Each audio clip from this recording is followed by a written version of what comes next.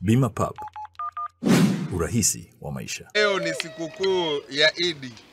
Ingawa na nyinyi inawezekana sio wazee ambao ni Waislamu, lakini nyinyi ni wazee wetu. Kwa hiyo Mheshimiwa Rais wa Jamhuri ya Muungano wa Tanzania Dr. Samia Suluhu Hassan amenituma mimi niwatembelee na kuwapa salamu za sikukuu ya Idi. Mlezi mkuu wa wazee kwenye nchi yetu ni Rais Dr. Samia Suluhu Hassan. Kama mzee hana mtoto wa kumhudumia akishakuwa mzee, lakini rais yeye ana majukumu ya kuwalea wazee wote nchini.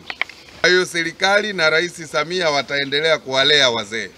Na leo akasema wazee, kwa sababu leo ni siku ya sikukuu. Sikukuu huwa watu wananunua nguo mpya na wanakula chakula kizuri. Na wazee pia rais ameamua na yeye angeweza kuja hapa kula na wazee, lakini mimi ndio msaidizi wake katika mkoa huu. Kanitaka nije hapa niwape zawadi, sadaka, niwape chakula kizuri kwa ajili ya sikukuu.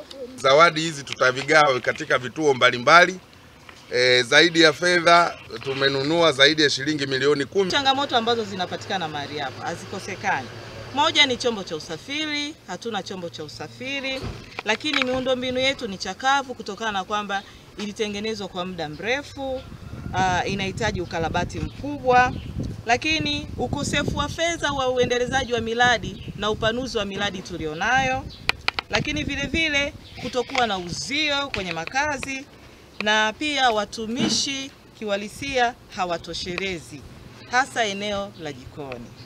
Kwanza tu niweze kukupongeza mkuu wa mkoa, lakini kwanza tena nitoe shukrani zetu za dhati kwa kututumia zawadi mara kwa mara. Hii nafikiri napokumbuka ulituma tena zawadi kama hizo na mbuzi 4 tena. Ulimtuma mkuu wa wilaya au Ukerewe. Kwa hiyo tunakupongeza tena kwa kuja kutukumbuka. Lakini tu nitoe shukrani kwa mama yetu, Mama Samia Suluhu, kwa kutukumbuka, kwa kutuletea zawadi nyingi kama hizi. Tunampongeza tena na tena, lakini tu tunampa tena kura zetu, manake hazina upingamizi hapa. Tunampa tena 5. Makete. Abete baba, Mungu akubariki. Sebali babu kadekete, basukuma kete. Asante baba. Abete. Na Mungu akukuke. Watenheraka na makubi na manyama toyo yatuhu. Asante baba. Ala kukasabala tuleke yetu hake naya. Tuliyo mpakete. Mtito hake kakusaba. Kakodia.